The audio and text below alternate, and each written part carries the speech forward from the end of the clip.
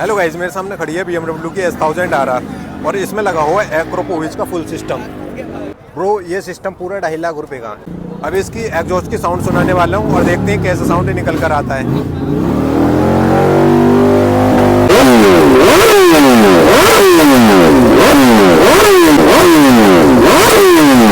आंखें खोले, red light हो जाती है।